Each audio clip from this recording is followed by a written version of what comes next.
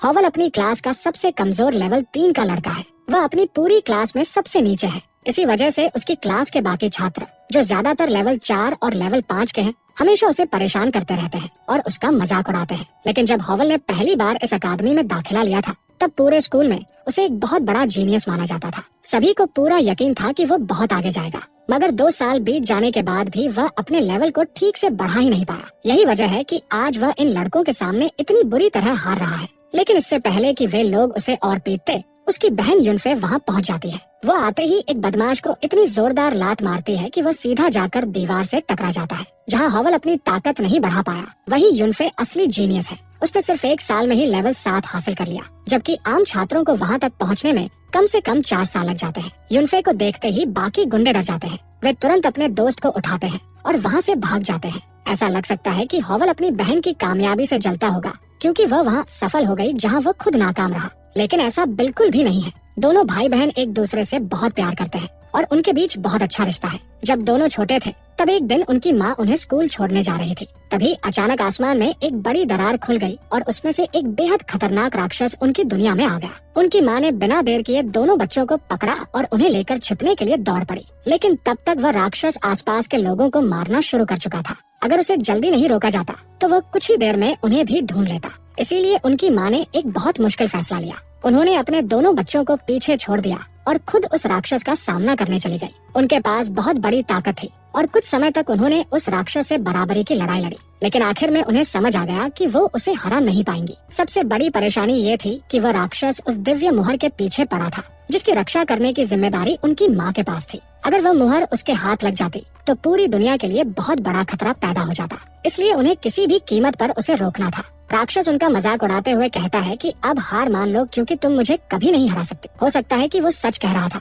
लेकिन उसे इस बात का अंदाजा नहीं था कि अपने बच्चों और दुनिया की रक्षा करने के लिए वो कितनी बड़ी कुर्बानी देने को तैयार थी। ये फैसला उनके लिए बेहद दर्दनाक था, क्योंकि उन्हें पता था कि इसके बाद वे अपने बच्चों से कभी नहीं मिल पाएंगी। लेकिन उनके पास कोई दूसरा रास्ता नहीं था। उन्होंने आखिरी बार हॉवल की तरफ देखा और उससे कहा कि वो हमेशा अपनी बहन की रक्षा करेगा। इतना कहने के बाद वह आसमान में उड़ गई और उस दिव्य खजाने को खुद ही विस्फोट करके नष्ट कर दिया, ताकि वह राक्षस उसे कभी हासिल न कर सके। उस घटना के बाद धीरे धीरे और भी राक्षस इंसानों की दुनिया में आने लगे और हर जगह तबाही मचाने लगे। लेकिन उसी समय इंसानों के अंदर भी अलौकिक शक्तियाँ जागने लगी, जिससे वे उन राक्षसों का मुकाबला कर सके। इन्हीं शक्तियों को सही तरीके से विकसित करने के लिए इस अकादमी की स्थापना की गई, जहाँ युवा योद्धाओं को प्रशिक्षण दिया जाता है। वर्तमान समय में हॉवल अपना 18वां जन्मदिन अपने पिता और बहन के साथ मना रहा है। दोनों उससे कहते हैं कि मोमबत्तियां बुझाने से पहले कोई इच्छा मांगो। आमतौर पर हॉवल यही चाहता कि वो अब कमजोर न रहे, लेकिन उसे अच्छी तरह पता था कि अगर सिर्फ इच्छा मांगने से ताकत मिलती, तो वो कई साल पहले ही मजबूत बन चुका होता। फिर भी वह एक इच्छा मांगता है, लेकिन लगता है उसकी इच्छा पूरी नहीं होती, क्योंकि अगले ही पल एक विशाल मकड़ी जैसा राक्षस इस दुनिया में घुस आता है और आसपास के पूरे इलाके में तबाही मचाने लगता है। अपने परिवार की रक्षा करने के लिए उसके पिता, जो लेवल 9 के शक्तिशाली योद्धा है, उस राक्षस का सामना करने कूद पड़ते हैं ताकि उनके बच्चे भाग सके। लेकिन राक्षस उन्हें कुछ ही पलों में बुरी तरह हरा देता है। ये देखकर युनफे भी हमला करती है। लेकिन अगर लेवल 9 के उसके पिता भी कुछ नहीं कर पाए, तो लेवल 7 की युनफे का हमला कैसे काम करता? उसका तीर राक्षस पर बिल्कुल भी असर नहीं करता। इसके बाद वह मकड़ी बिजली जैसी ताकत से युनफे पर हमला करती है और उसे मारने ही वाली होती है। लेकिन ठीक उसी समय हॉवल उसके सामने आकर उसकी एक टांग पकड़ लेता है। युनफे चिल्लाकर कहती है कि वो तुरंत हट जाए, क्योंकि वो उस राक्षस का सामना करने जितना ताकतवर नहीं है। हॉवल को भी ये बात अच्छी तरह पता थी, लेकिन वह अपनी आंखों के सामने अपने परिवार को मरते हुए नहीं देख सकता था। वो उनसे कहता है कि अभी मौका है, इसलिए वे लोग तुरंत वहाँ से भाग जाएं। उसका अपने परिवार के लिए जान देने का हौसला सच में काबिले तारीफ था। लेकिन सिर्फ हिम्मत से लड़ाई नहीं जीती जाती। ताकत के मामले में वो अब भी एक कमजोर लेवल 3 का लड़का था। इसलिए वो मकड़ी आसानी से अपनी नुकीली टांग उसके सीने के आर पार कर देती है और फिर बाकी लोगों को भी मारने के लिए बढ़ जाती है। हॉवल आखिरी बार उसकी टांग पकड़कर उसे थोड़ा सा रोकने की कोशिश करता है, लेकिन वह मकड़ी उसे ऐसे फेंक देती है जैसे वो कोई बेकार चीज हो। उसके लिए हॉवल सिर्फ एक कमजोर लेवल 3 का लड़का था, जिसके साथ समय बर्बाद करने की कोई जरूरत नहीं थी। जमीन पर गिरते ही हॉवल का दिल टूट जाता है। उसे यकीन नहीं हो रहा था कि उसकी मौत इतनी बेकार तरीके से होने वाली है, जबकि अभी भी उसके बहुत सारे सपने अधूरे थे। लेकिन जैसे ही उसकी मौत होने वाली होती है, उसी समय उसके अंदर किंग ऑफ ग्लोरी सिस्टम जाग जाता है अचानक उसके पूरे शरीर में इतनी जबरदस्त शक्ति दौड़ जाती है कि वह खुद भी समझ नहीं पाता कि आखिर ये हुआ कैसे। वो अपनी नई ताकत का इस्तेमाल करके उस मकड़ी को पीछे धकेलना शुरू कर देता है। इस बार वह मजबूती से उसके सामने खड़ा रहता है। अब मकड़ी को एहसास होता है कि उसने हॉवल को बहुत हल्के में लिया था, इसलिए वह पहली बार पूरी गंभीरता से लड़ाई शुरू करती है। वह अपनी राक्षसी आंखें खोल देती है और आसपास मौजूद इंसानों की ऊर्जा को सोखना शुरू कर देती है। इस तरह के राक्षस अपने शिकार की ऊर्जा चूसकर लड़ाई के बीच में ही और ज्यादा ताकतवर हो जाते हैं। वो उसी ऊर्जा का इस्तेमाल करके हॉवल पर एक जबरदस्त हमला करती है, जिससे वह पूरी तरह बेहोश हो जाता है। जब मकड़ी उसे खत्म करने ही वाली होती है, तब सिस्टम पता लगाता है कि हॉवल की जान लगभग खत्म होने वाली है। इसलिए सिस्टम उसे अपना सबसे ताकतवर कौशल इस्तेमाल करने की अनुमति दे देता है। जैसे ही वह कौशल चालू होता है, हॉवल अपनी भयानक आग की शक्ति से पूरी मकड़ी को जलाकर राख कर देता है। लेकिन कुछ ही पल बाद वह खुद भी बेहोश होकर गिर जाता है। जब हॉवल की आंख खुलती है तो वह खुद को एक अजीब जगह पर पाता है। तभी उसे एक आवाज सुनाई देती है जो कहती है कि दिव्य सिस्टम आखिरकार पूरी तरह सक्रिय हो चुका है। सिस्टम ये भी बताता है कि उसमें मौजूद कई विशेष शक्तियों में से क्रिम्सन एम्परर वाली शक्ति सफलतापूर्वक उससे जुड़ गई है। इसके बाद सिस्टम उसे बताता है कि उसका वर्तमान लिंक लेवल 12 है। ये सुनकर हॉवल को राहत मिलती है, क्योंकि अब उसे लगता है कि इतने सालों की उसकी मेहनत पूरी तरह बेकार नहीं गई। लेकिन जब वो अपना नया लेवल देखता है तो उसे बहुत निराशा होती है, क्योंकि उसका असली लेवल अब भी सिर्फ लेवल 3 ही दिख रहा था। सिस्टम उसे समझाता है कि लोगों को सिर्फ उसका पुराना लेवल ही दिखाई देगा, लेकिन उसे चिंता करने की जरूरत नहीं है, क्योंकि उसकी असली ताकत अब लेवल 12 के बराबर होगी। ये सुनकर हॉवल बहुत खुश हो जाता है। उसे लगता है कि अब वह अपनी जिंदगी अपने दम पर बदल सकता है। वास्तविक दुनिया में युनफे अपने पिता और हॉवल दोनों को अस्पताल लेकर आती है, लेकिन उसके पिता की हालत बहुत ज्यादा खराब थी। अगर उनका तुरंत इलाज नहीं हुआ तो उनकी जान जा सकती थी। दुर्भाग्य से डॉक्टर इलाज करने से साफ मना कर देता है। उसे लगता है कि उनका परिवार बहुत गरीब है और इलाज का पैसा कभी नहीं दे पाएगा, इसलिए वह अपना समय उन पर बर्बाद नहीं करना चाहता। युनफे उससे बार बार विनती करती है, लेकिन डॉक्टर उसे धक्का देकर अस्पताल से बाहर निकल जाने को कह देता है। उसी समय हॉवल बाहर आता है और युनफे को गिरने से पहले संभाल लेता है। उसे देखकर युनफे तुरंत पूछती है कि क्या वो ठीक है, क्योंकि उसे अब भी उसकी बहुत चिंता थी। हॉवल कहता है कि वह बिल्कुल ठीक है और अब आगे की बात वह खुद संभालेगा।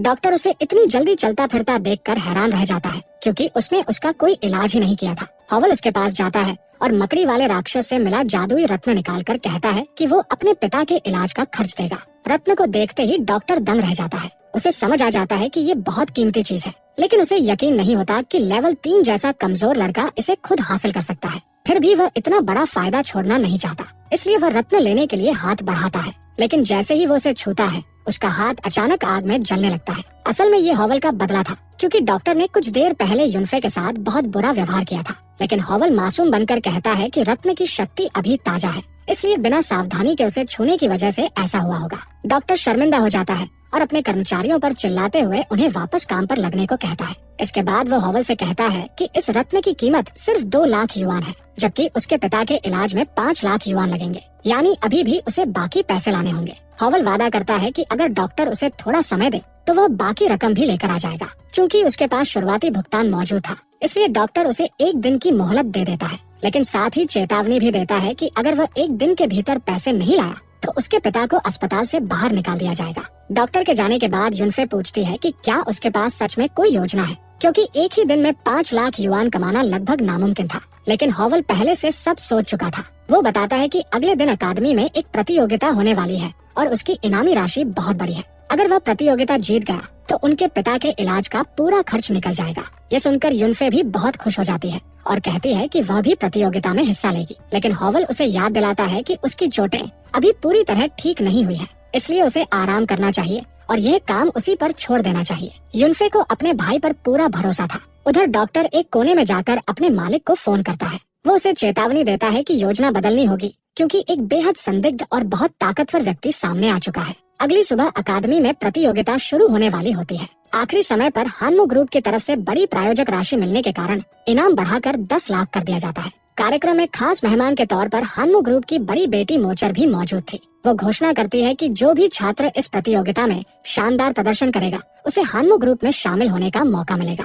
ये सुनते ही सभी छात्र खुशी से भर जाते हैं, क्योंकि हानमो ग्रुप का हिस्सा बनना बहुत बड़े सम्मान की बात मानी जाती थी। लेकिन जैसे ही प्रतियोगिता का स्थान घोषित होता है, सबके चेहरे उतर जाते हैं। प्रतियोगिता शैडो फॉरेस्ट नाम की जगह पर होने वाली थी। वहाँ लेवल 5 से लेकर लेवल 15 तक के राक्षस मौजूद थे। उस जगह का सबसे बड़ा राक्षस लेवल 15 का शैडो ट्रेंट था, अंक पाने के लिए सिर्फ राक्षसों को मारना ही काफी नहीं था। प्रतियोगी अपने ही साथ पढ़ने वाले छात्रों को हराकर भी अंक कमा सकते थे। यानी इस प्रतियोगिता में एक दूसरे को मारने तक की छूट थी। ये सुनकर कई छात्र शिकायत करने लगते हैं कि नियम बहुत ज्यादा निर्दयी है, लेकिन मोचर साफ कह देती है कि उसे किसी की जान की बिल्कुल परवाह नहीं है और वह ये बात सिर्फ दिखावा करने के लिए नहीं कह रही थी। उसके लिए इस दुनिया में सिर्फ ताकत की कीमत है। अगर कोई इतना मजबूत नहीं है कि खुद को बचा सके तो उसकी नजर में उसकी कोई कीमत नहीं। ज्यादातर छात्र डरते हुए पोर्टल के सामने खड़े रहते हैं, लेकिन हॉवल बिना एक पल सोचे सीधे उसके अंदर चला जाता है। जो लड़के हमेशा उसका मजाक उड़ाते थे वे उसे इतने बेखौफ तरीके से अंदर जाते देखकर खुद डरपोक नहीं दिखना चाहते थे, इसलिए वे भी उसके पीछे अंदर चले जाते हैं। उनके बाद बाकी कई छात्रों ने भी हिम्मत जुटाई और पोर्टल में प्रवेश कर लिया। उधर मोचर हॉवल की जानकारी देखती है। उसे पता चलता है कि कल उसी ने उस दानवी मकड़ी को हराया था। ये जानकर उसकी हॉवल में दिलचस्पी बढ़ जाती है। शैडो फॉरेस्ट के अंदर हॉवल कुछ समय तक छोटी छोटी मकड़ियों को मारता रहता है, लेकिन उनसे उसे बहुत कम अनुभव मिल रहा था, इसलिए वह और ज्यादा ताकतवर राक्षसों की तलाश करने का फैसला करता है। इसके लिए वह मकड़ियों के एक झुंड का पीछा करने लगता है। उसे उम्मीद थी कि वे उसे अपने असली घोंसले तक ले जाएंगी। रास्ते में उसे एक लड़की की मदद के लिए चीख सुनाई देती है। आवाज का पीछा करते हुए वो अपनी ही क्लास की एक लड़की तक पहुंचता है जो मकड़ी के जाल में फंसी हुई थी। हॉवल को देखते ही वो राहत की सांस लेती है और उससे अपनी जान बचाने की गुहार लगाती है। ज्यादातर छात्र समूह बनाकर अंदर आए थे, इसलिए हॉवल को शक होता है कि कहीं यह कोई जाल तो नहीं। वो लड़की से पूछता है कि उसके साथी कहाँ है। लड़की बताती है कि जैसे ही वह जाल में फंसी उसके साथी उसे छोड़कर भाग गए। अब अगर हॉवल उसकी मदद नहीं करेगा तो वह यहीं मर जाएगी। हॉवल को उसकी हालत पर दया आ जाती है और वो उसकी मदद करने के लिए तैयार हो जाता है, लेकिन वह उसे धीरे बोलने के लिए कहता है ताकि आसपास के राक्षस उनकी आवाज न सुन ले। इसके बाद वह जाल को आग लगाकर उसे आजाद करने लगता है, लेकिन जैसे ही जाल टूटता है लड़की नीचे गिरने लगती है। उसे बचाने के लिए हॉवल दौड़कर उसे पकड़ लेता है, लेकिन तभी दूसरा मकड़ी का जाल अचानक आकर उसे भी लपेट लेता है। जाल उसे ऊपर उठा लेता है और वह सीधे लड़की की जांघों के बीच फंस जाता है। मकड़ी ने ये सब पहले से ही सोच रखा था। उसे पता था कि अगर वो किसी लड़की को अपने जाल में जिंदा छोड़ देगी तो उसे बचाने के लिए कोई न कोई इंसान जरूर आएगा। इस तरह उसे एक की जगह दो इंसान आसानी से मिल जाएंगे। लेकिन हॉवल का अभी मकड़ी का खाना बनने का कोई इरादा नहीं था। वह तुरंत अपने आसपास के जालों को आग लगाकर खुद को आजाद कर लेता है। हालांकि वो और रुआन अभी भी एक दूसरे से उलझे हुए थे, इसलिए उसे पहले इस परेशानी का भी हल निकालना था। तभी मकड़ी उन पर एक के बाद एक जहरीले हमले करने लगती है। उसका हर हमला इतना खतरनाक था कि अगर वो किसी को छू भी ले तो उसकी जान जा सकती थी। लेकिन किस्मत से हमला हॉवल तक पहुंचने से पहले ही रुआन अपने दांतों से जाल काट देती है। जैसे ही हॉवल के हाथ आजाद होते हैं वो आसानी से उस मकड़ी का सामना करने लगता है। रुआन ये देखकर हैरान रह जाती है, क्योंकि उसे बिल्कुल भी अंदाजा नहीं था कि हॉवल इतना ताकतवर है। हॉवल अब क्रिम्सन स्टॉर्म शक्ति में महारत हासिल कर चुका था, इसलिए उसे पता था कि ये मकड़ी उसके सामने ज्यादा देर टिक नहीं पाएगी। फिर भी मकड़ी का जहर बहुत खतरनाक था, इसलिए जैसे ही मकड़ी उसकी तरफ जहर फेंकती हॉवल तुरंत रास्ते से हट जाता और हर हमला बचा लेता। मकड़ी लगातार उस पर हमला करती रहती है, लेकिन हॉवल पहले से लगभग 10 गुना ज्यादा तेज और ताकतवर हो चुका था। वह आसानी से उन सभी हमलों को काटते हुए मकड़ी के बिल्कुल पास पहुंच जाता है और आखिर में एक ही वार से उसका काम तमाम कर देता है। मकड़ी के मरते ही हॉवल उसके पास जाता है और उसका एक जहरीला दांत निकाल लेता है। उसी समय सिस्टम उस दांत को बदलकर एक खास जहरीली वस्तु बना देता है, जिसे 3 बार इस्तेमाल किया जा सकता था। हॉवल को पता ही नहीं था कि सिस्टम ऐसी चीज भी कर सकता है, लेकिन इतनी ताकतवर वस्तु मिलने के बाद वह उसे मना नहीं करता और तुरंत अपने स्टोरेज में रख लेता है। उसी समय प्रतियोगिता की घोषणा सुनाई देती है कि हॉवल ने एक डेमन स्पाइडर को हराया है। इस उपलब्धि के लिए उसे 1000 अंक दिए जाते हैं और क्योंकि रुआन भी उसके साथ थी, इसलिए उसे हॉवल की टीम का हिस्सा मानते हुए 500 अंक मिल जाते हैं। रुआन को यकीन ही नहीं होता कि बिना ज्यादा कुछ किए उसे इतने अंक मिल गए, लेकिन अगर हॉवल उसे अकेला छोड़ देता तो अगला राक्षस उसे जरूर मार देता। अब जब लड़ाई खत्म हो चुकी थी तो रुआन हॉवल की खूब तारीफ करने लगती है ताकि वो उसे अपने साथ रखे, लेकिन हॉवल सिर्फ तारीफों में आने वाला नहीं था। फिर भी उसे पता था कि रुआन जैसी हीलर उसके लिए बहुत काम की साबित हो सकती है, इसलिए वह उसे अपने साथ चलने की इजाजत दे देता है। उधर रुआन की पुरानी टीम, जिसने उसे पहले छोड़ दिया था, इस समय एक दानव के हमले का शिकार बनी हुई थी। उनमें से एक लड़का वहीं मारा जाता है, दूसरा किसी तरह अपना भागने वाला स्क्रोल इस्तेमाल करके प्रतियोगिता छोड़ देता है और अपनी जान बचा लेता है। अब वहाँ सिर्फ ली बचता है, लेकिन उसके पास भागने वाला स्क्रॉल भी नहीं था, इसलिए वो अपनी जान बचाने के लिए भागता हुआ आखिरकार हॉवल और रुआन के पास पहुँच जाता है। वो उनसे अपनी जान बचाने की भीख मांगता है, लेकिन हॉवल को लगता है कि ऐसे इंसान की मदद करने का कोई मतलब नहीं जिसने पहले रुआन को मुसीबत में छोड़ दिया था। रुआन का दिल बहुत नरम था, उसे ली पर दया आ जाती है। वो उसे माफ करने के लिए तैयार हो जाती है, लेकिन एक शर्त रखती है वह कहती है कि आगे से वह कभी भी अपने साथियों को अकेला छोड़कर नहीं भागेगा। हॉवल को बिल्कुल भी अच्छा नहीं लगता कि रुआन इतनी आसानी से लोगों को माफ कर देती है, लेकिन तब तक रुआन ली का इलाज शुरू कर चुकी होती है। धीरे धीरे ली की हालत सुधरने लगती है, लेकिन तभी वह दानव भी उनका पीछा करते हुए वहाँ पहुँच जाता है। पहले वह सिर्फ ली के पीछे था, लेकिन क्योंकि रुआन ने ली को ठीक किया था, इसलिए अब दानव का गुस्सा उसकी तरफ भी मुड़ जाता है। हॉवल तुरंत रुआन का हाथ पकड़कर उसे भागने के लिए कहता है, लेकिन रुआन कहती है कि अब दानव उसी के पीछे है, इसलिए वो हॉवल से कहती है कि उसे यहीं छोड़ दे ताकि वह दानव का ध्यान अपनी तरफ रख सके और हॉवल सुरक्षित निकल जाए। उधर इस पूरी मुसीबत की असली वजह ली था, लेकिन उसके मन में दोनों की मदद करने का कोई इरादा नहीं था। वह चुपचाप वहाँ से भागने की कोशिश करता है ताकि हॉवल और रुआन अकेले दानव से लड़ते रहें, लेकिन भागने से पहले ही हॉवल उसकी गर्दन पकड़ लेता है। वह कहता है कि जब तक वह रुआन से दिल से माफी नहीं मांगेगा तब तक कहीं नहीं जाएगा। इसके बाद हॉवल अपने हाथ से एक बहुत बड़ा आग का हमला करता है जो सीधे दानव पर जाकर लगता है। उसे लगता है कि दानव अब मर चुका होगा।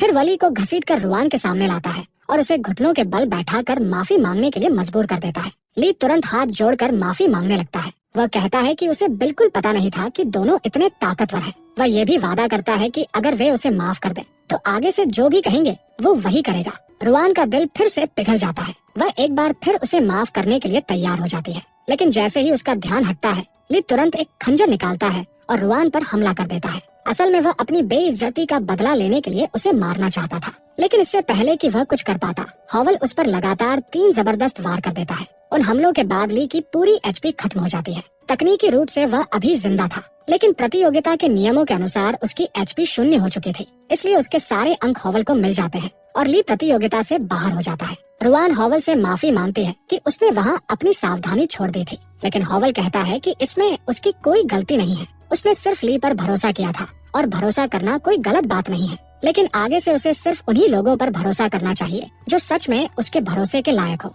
इतने में वह दानव अचानक फिर से वापस आ जाता है। असल में हॉवल का पिछला हमला उसे खत्म करने के लिए काफी नहीं था। हॉवल तुरंत अपनी शक्तियाँ चालू करता है और दानव की तरफ दौड़ पड़ता है। वो लगातार उस पर वार करता रहता है जब तक कि दानव आखिरकार जमीन पर गिर नहीं जाता। रुआन पूछती है कि क्या अब दानव खत्म हो गया, लेकिन हॉवल बताता है कि वह अभी भी जिंदा है, क्योंकि इस तरह के दानव में आग के जादू के खिलाफ बहुत ज्यादा सहने की ताकत होती है। अगर उन्हें पूरी तरह रोकना है तो या तो उन्हें मारना होगा या फिर उनके अंदर का गुस्सा खत्म करना होगा। हॉवल सुझाव देता है कि वे उसे शांत करने वाला जादू इस्तेमाल करके काबू में करने की कोशिश कर सकते हैं। रुआन एक हीलर थी, इसलिए वह तुरंत वह जादू करने के लिए तैयार हो जाती है, लेकिन एक और परेशानी थी। वह जादू तभी काम करेगा जब दानव की एचपी 20% से कम रह जाए, और यह करना आसान नहीं था क्योंकि दानव फिर से उठकर खड़ा हो चुका था। वह दोनों पर एक जोरदार हमला करता है। हॉवल बिना सोचे उसके सामने खड़ा होकर हमला रोक लेता है ताकि रुआन सुरक्षित रहे। रुआन के सुरक्षित होते ही वह दानव की तरफ दौड़ पड़ता है। वो इन्फर्नल रियल नाम का एक शक्तिशाली जादू इस्तेमाल करता है,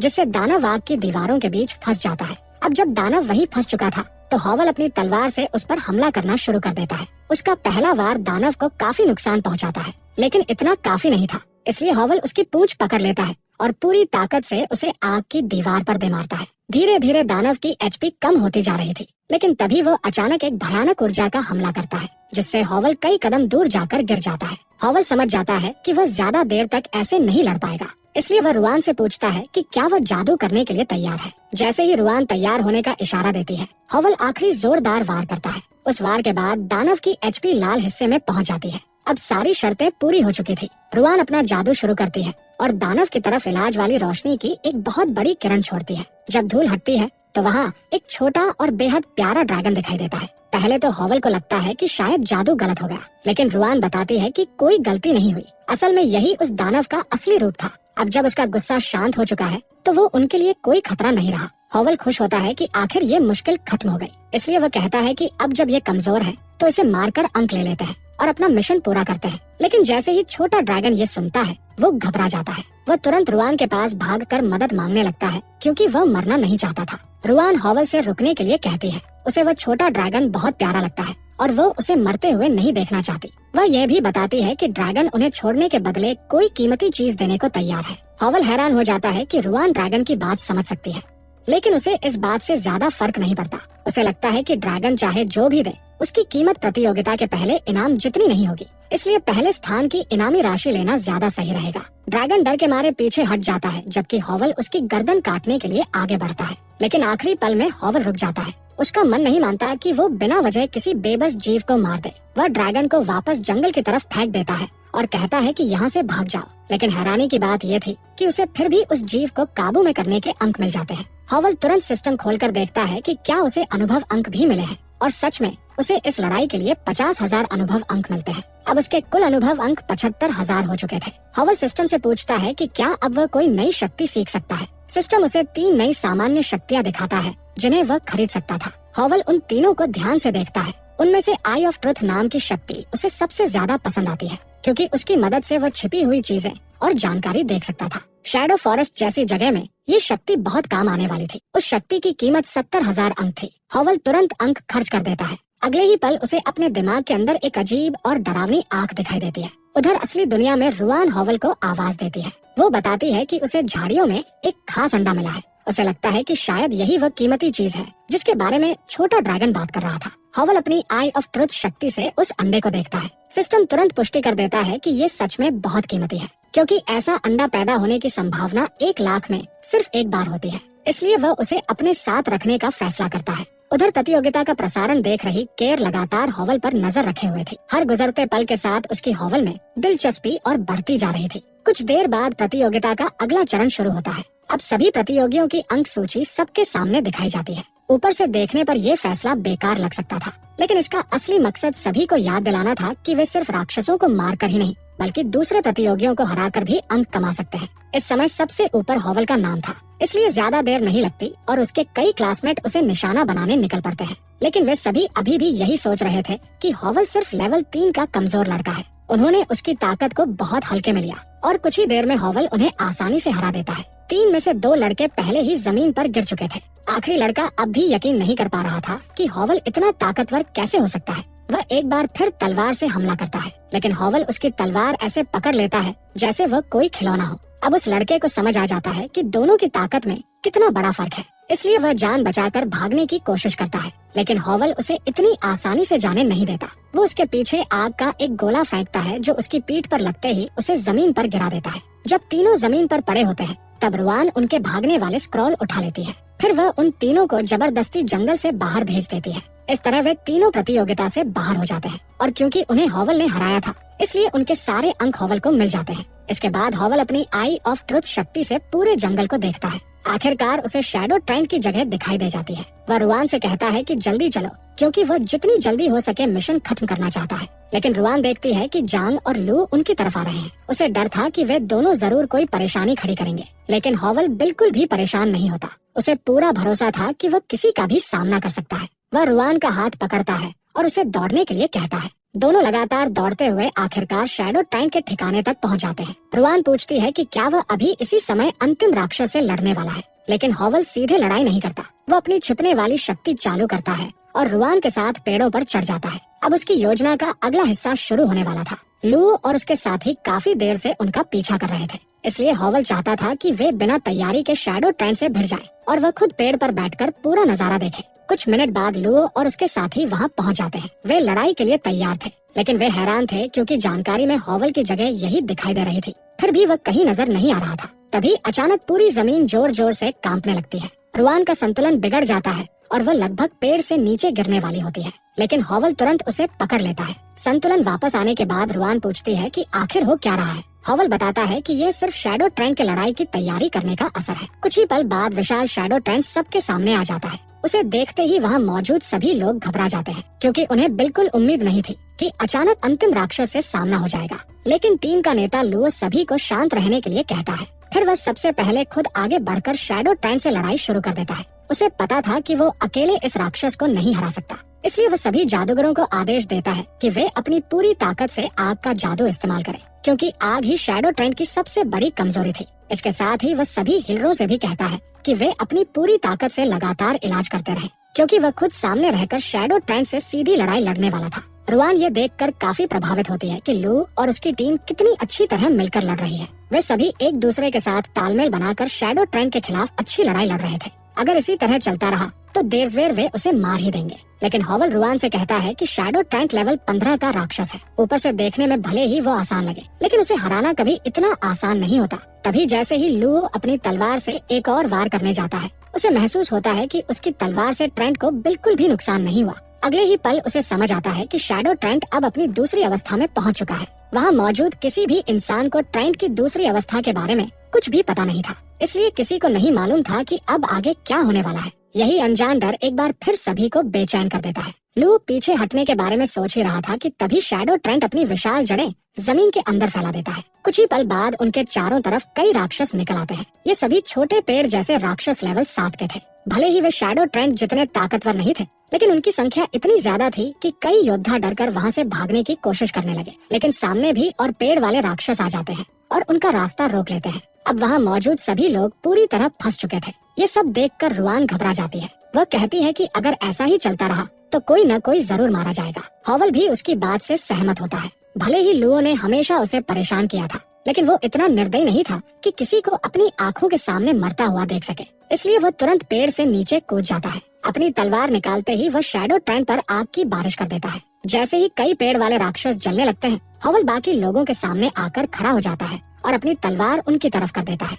कुछ लड़ाकों को समझ आ जाता है कि अब यहाँ रुकना बेवकूफी होगी, इसलिए वे तुरंत अपने भागने वाले स्क्रॉल निकालते हैं और प्रतियोगिता छोड़ देते हैं। हॉवल बाकी सभी को भी एक आखिरी मौका देता है। वो कहता है कि अगर जान बचानी है तो अभी अपने भागने वाले स्क्रॉल इस्तेमाल करके यहाँ से निकल जाओ। लेकिन लुओ और उसके साथी अब भी जिद पर अड़े रहते हैं। उन्हें अब भी लगता था कि हॉवल सिर्फ लेवल 3 का कमजोर लड़का है, जबकि उनकी टीम का औसत लेवल 5 था। उन्हें पूरा भरोसा था कि वे आसानी से हॉवल को हरा देंगे। हॉवल भी तैयार था। अगर उन्हें पिटना ही था तो उसे कोई परेशानी नहीं थी। लेकिन तभी अचानक पेड़ की कई मोटी डालियां आगे बढ़ती हैं और उन्हें पकड़ लेती हैं। हॉवल तो समय रहते छलांग लगाकर बच जाता है, लेकिन बाकी लड़ाके इतने किस्मत वाले नहीं थे। अब वे सभी अपने पैरों से उल्टे लटके हुए थे और शर्म छोड़कर हॉवल से अपनी जान बचाने की भीख मांग रहे थे। लू अपनी टीम की ऐसी हालत देखकर बहुत निराश होता है। वो अपने पैरों पर लिपटी बेलों को काट देता है और अकेले ही शैडो ट्रेंट पर हमला करने दौड़ पड़ता है। लेकिन उसे ये पता ही नहीं चलता कि शैडो ट्रेंट पहले ही पूरे इलाके में जहरीली धुंध फैला चुका था। उस धुंध को सांस के साथ अंदर लेने पर इंसान को बहुत भयानक भ्रम दिखाई देने लगते थे। हॉवल तुरंत सबको सावधान रहने के लिए कहता है। इसके बाद वह खुद को बचाने के लिए जहर से सुरक्षा देने वाला एक खास झंडा इस्तेमाल करता है, लेकिन उससे पहले वह थोड़ी जहरीली हवा अपने अंदर ले चुका था, इसलिए उसे भ्रम दिखाई देने लगते हैं। उसे ऐसा लगता है जैसे उसके अपने साथी ही उस पर हमला कर रहे हों, जबकि असल में वे सिर्फ पेड़ वाले राक्षस थे जो उसे धोखा देने की कोशिश कर रहे थे। कुछ ही देर में लुओ समझ जाता है कि ये सब एक भ्रम है और वह खुद को संभाल लेता है, लेकिन राक्षस अब भी उसके सामने मौजूद थे। तभी हॉवल आगे आता है और कई राक्षसों को खत्म कर देता है। धुंध हटाने के लिए वह आग का एक बड़ा घेरा बनाता है, जिससे पूरी जहरीली धुंध जलकर खत्म हो जाती है। जब धुआं साफ होता है तब लुओ देखता है कि हॉवल लड़ाई में व्यस्त था और उसी दौरान रुआन उसकी टीम के उन लोगों का इलाज कर रही थी जो जहर की वजह से मर सकते थे। फिर भी हॉवल उन्हें चेतावनी देता है। वो कहता है कि अगर वे यहाँ ज्यादा देर रुके तो रुआन भी उनकी जान बचाने की गारंटी नहीं दे सकती। इसलिए वो सभी से कहता है कि जब तक मौका है यहाँ से निकल जाओ। इस बार सभी लड़ाके हॉवल की बात मान लेते हैं। जैसे ही उन्हें मौका मिलता है वे अपने भागने वाले स्क्रोल खोलते हैं और वहाँ से बाहर चले जाते हैं। अब वहाँ सिर्फ हॉवल, रुआन और शैडो ट्रेंट बचते हैं। हॉवल ट्रेंट की तरफ मुड़ता है, लेकिन अब लड़ाई पहले से भी ज्यादा कठिन होने वाली थी, क्योंकि शैडो ट्रेंट अब अपने अंतिम रूप में पहुंच चुका था। हॉवल उसे आग की जेल में कैद करके जलाने की कोशिश करता है, लेकिन ट्रेंट पहले ही उसकी चाल समझ जाता है। वो अपने चारों तरफ एक सुरक्षा कवच बना लेता है और आग से खुद को बचा लेता है। फिर वो हॉवल का मजाक उड़ाते हुए कहता है कि इतनी छोटी चाल उससे काम नहीं करेगी, लेकिन तभी उसकी नजर रुआन पर चली जाती है। बस यही मौका था जिसका हॉवल इंतजार कर रहा था। वो पीछे से चुपके से पहुंचता है और अपनी पूरी ताकत से आग का एक जबरदस्त हमला करता है। पूरा शैडो ट्रेंट आग की लपटों में घिर जाता है। उसी समय हॉवल अपनी तलवार तैयार करता है और एक ही वार में उसे बीच से 2 हिस्सों में काट देता है। शैडो ट्रेंट वहीं मर जाता है। उसे हराने पर हॉवल को कुल 1 लाख अंक मिलते हैं। जैसे ही डंगन का मुख्य राक्षस मरता है, घोषणा होती है कि मिशन पूरा हो चुका है।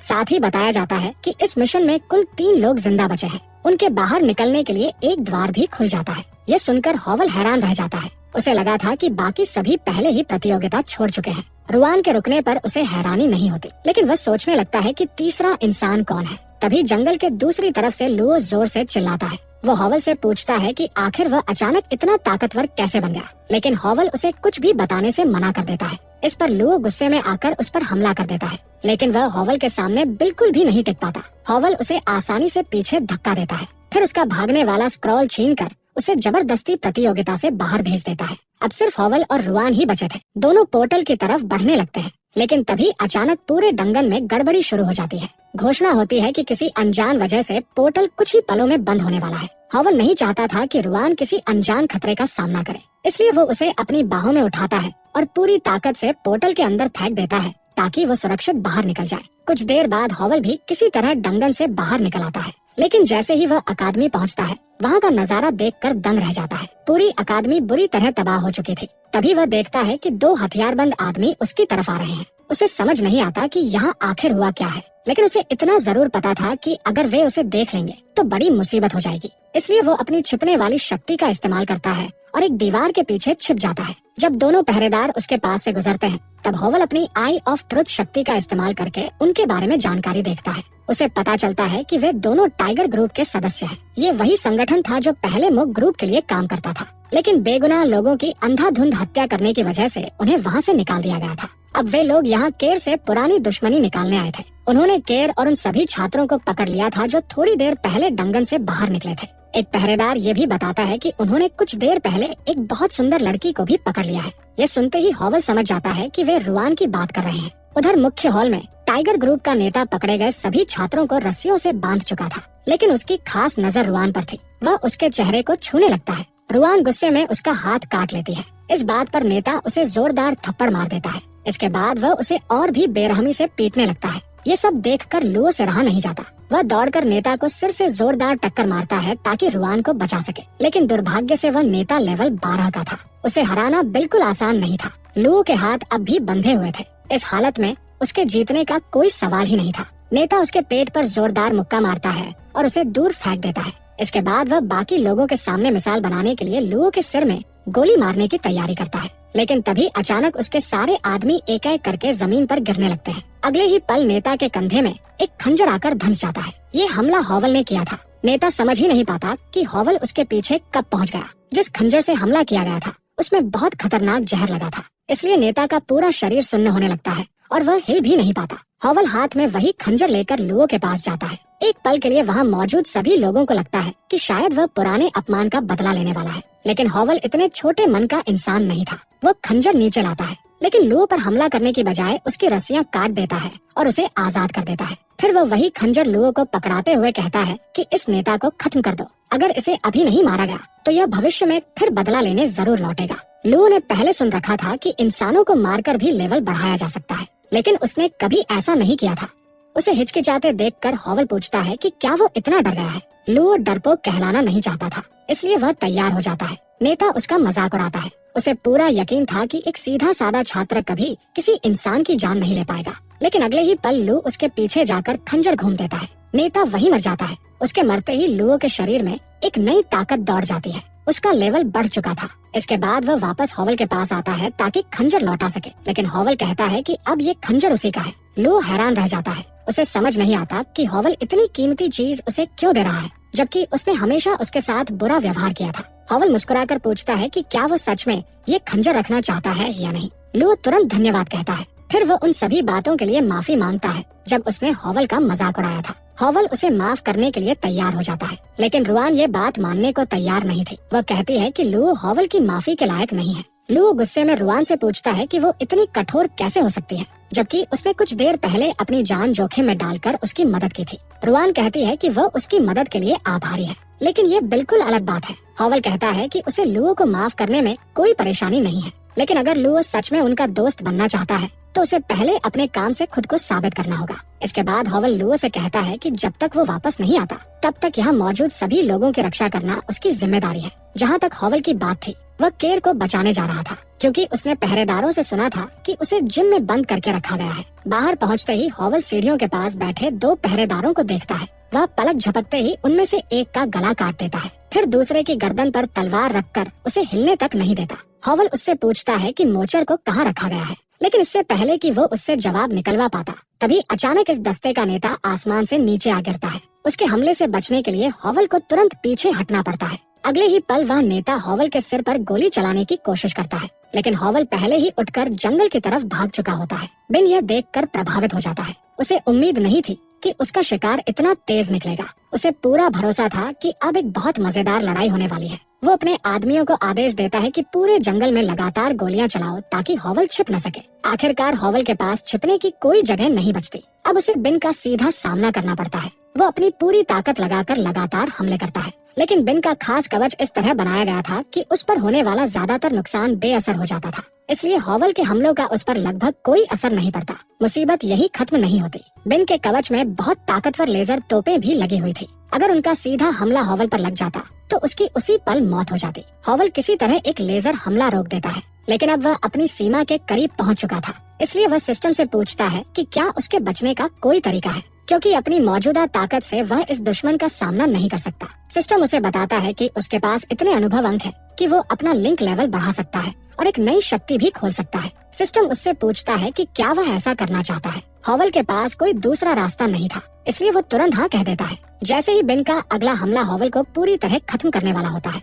सिस्टम क्रिम्सन एम्परर शक्ति की रक्षा वाली क्षमता चालू कर देता है। हॉवल के पूरे शरीर के चारों तरफ कई मजबूत सुरक्षा कवच बन जाते हैं। बिन को पूरा यकीन था कि उसका हमला हॉवल को राख बना देगा, इसलिए वो अपने आदमियों से कहता है कि जाकर हॉवल की लाश से उसका सामान उठा लो। लेकिन अगले ही पल वह हैरान रह जाता है, क्योंकि हॉवल बिल्कुल सही सलामत उसके सामने खड़ा था। ये देखकर बिन तुरंत अपने आदमियों को आदेश देता है कि लगातार हमला करते रहो जब तक हॉवल मर न जाए। हालांकि अब हॉवल की डिफेंस काफी बढ़ चुकी थी, इसलिए वो बिना रुके सीधे लेजर की किरणों के बीच से निकल गया और एक ही झटके में बेन के सभी आदमियों को हरा दिया। इसके बाद उसने अपना ध्यान बेन की तरफ किया। बेन अपने कवच की मदद से खुद को बचाने की कोशिश करता है, लेकिन हॉवल इसी मौके का फायदा उठाकर उसके पीछे पहुंच जाता है और अपनी नई खास ताकत डिफेंस एक्सप्लोजन का इस्तेमाल करता है। ये ताकत सामने वाले को सीधे नुकसान नहीं पहुंचाती, बल्कि उसके बचाव को अंदर से तोड़ देती है। कुछ ही पल बाद बेन का कवच उसके शरीर से पिघलने लगता है। अब जब उसकी सारी सुरक्षा खत्म हो चुकी होती है तो हॉवल उसे सिर्फ एक मुक्के में बेहोश कर देता है।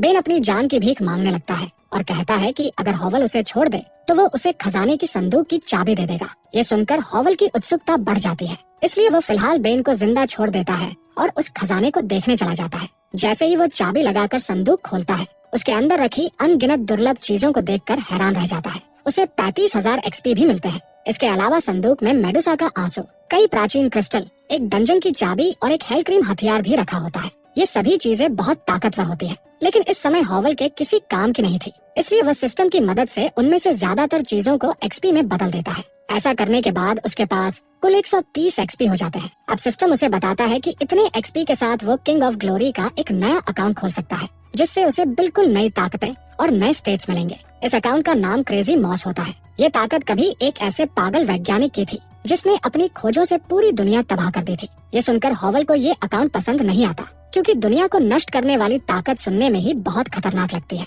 लेकिन सिस्टम उसे समझाता है कि कोई भी ताकत अपने आप में बुरी नहीं होती। सब कुछ इस बात पर निर्भर करता है कि उसे इस्तेमाल करने वाला इंसान उसे किस तरह इस्तेमाल करता है। सिस्टम उसे कम से कम एक बार इसे आजमाने के लिए कहता है। आखिरकार हॉवल इसे इस्तेमाल करने का फैसला करता है और ताकत को सक्रिय कर देता है, लेकिन शुरुआत में कुछ भी नहीं होता। उसे लगता है कि शायद ये बेकार निकले। तभी अचानक उसके पैरों के पास वाइस नाम का एक छोटा रोबोट प्रकट होता है। वह बताता है कि वह क्रेजी मॉस द्वारा बनाया गया एक AI है। मॉस की ताकत से कोई भी चीज बनाई जा सकती है, तोड़ी जा सकती है और दोबारा जोड़कर नई चीज तैयार की जा सकती है। यहाँ तक कि बहुत ताकतवर हथियार भी बनाए जा सकते हैं। हॉवल उससे इसका एक नमूना दिखाने के लिए कहता है, लेकिन वाइस बताता है कि अभी हॉवल का लेवल इतना ज्यादा नहीं है कि वो बहुत ताकतवर हथियार बना सके। फिर भी वह इस ताकत की खासियत दिखा सकता है। हॉवल उसे 2 सामान देता है और वाइस उन दोनों को जोड़कर एक चिपचिपा जाल बना देता है। अब हॉवल को समझ आ जाता है कि ये ताकत कैसे काम करती है, इसलिए वो अब तक इकट्ठा किए गए सारे हथियार जमीन पर रख देता है और वाइस से कहता है कि उसके लौटने तक उनसे कुछ नया बना दे। इसके बाद हॉवल मोचर को बचाने निकल पड़ता है। जब वो उस जगह पहुंचता है जहां मोचर को कैद करके रखा गया था, तो वह देखता है कि उसके 2 बॉडीगार्ड पत्थर की मूर्ति बने खड़े हैं। दूसरी मंजिल पर एक लेवल 38 का भाड़े का योद्धा मोचर से बात कर रहा होता है। हॉवल समझ जाता है कि वह लेवल 38 के दुश्मन का सीधे मुकाबला नहीं कर सकता, इसलिए वह छिपकर सही मौका और सही योजना का इंतजार करने लगता है।